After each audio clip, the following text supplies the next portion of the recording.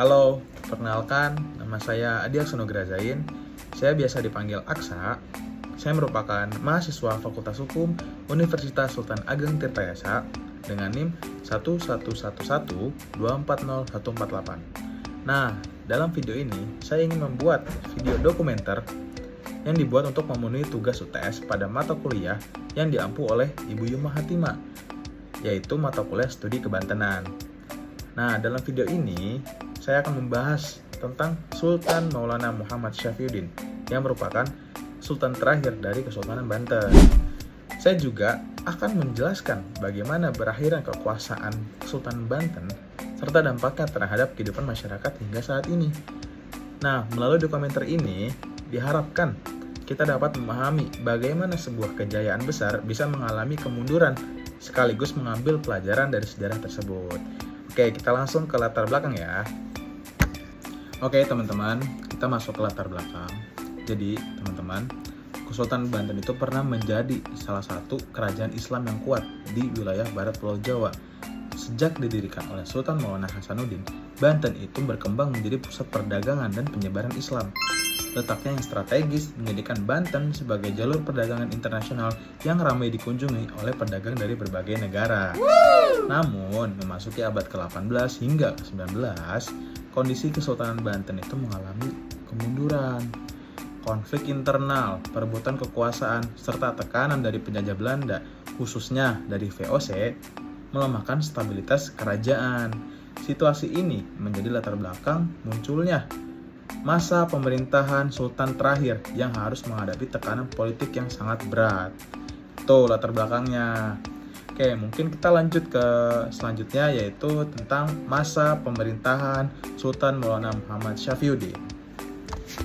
Jadi teman-teman, dalam masa pemerintahan Sultan Maulana Muhammad Syafiyuddin itu, beliau memerintah dalam kondisi yang jauh berbeda dibandingkan para pendahulunya. Jika sebelumnya Banten itu ada pada masa kejayaannya, tetapi pada masa itu, Banten itu mengalami kemunduran dari berbagai aspek.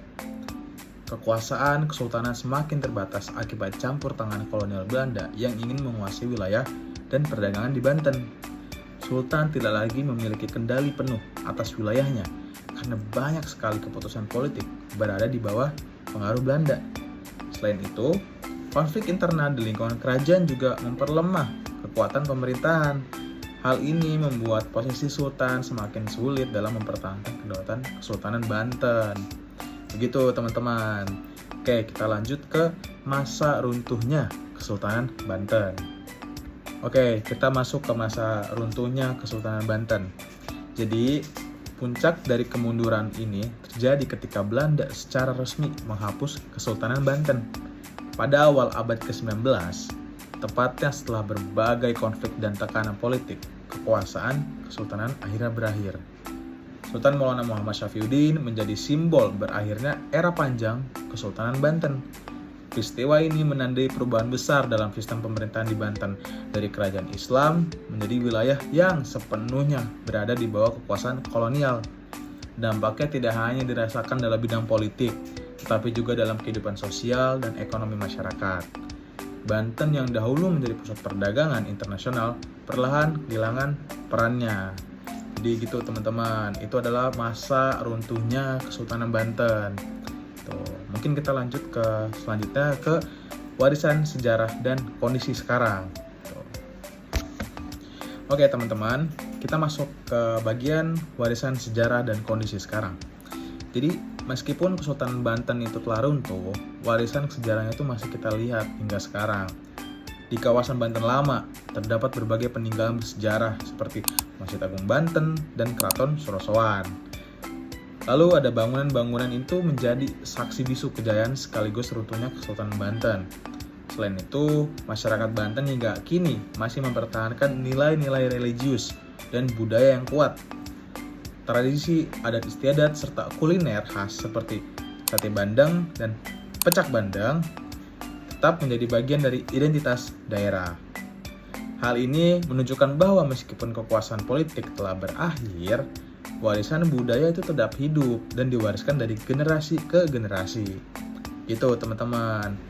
Dari pembahasan ini dapat disimpulkan bahwa Sultan Maulana Muhammad Syafriuddin itu memiliki peran penting sebagai penutup sejarah Kesultanan Banten. Masa pemerintahannya menggambarkan bagaimana sebuah kerajaan besar dapat mengalami kemunduran akibat konflik internal dan eksternal.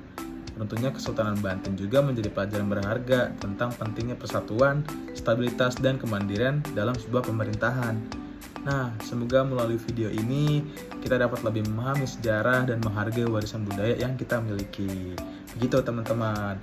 Terima kasih teman-teman. Sekian dari saya. Bye-bye.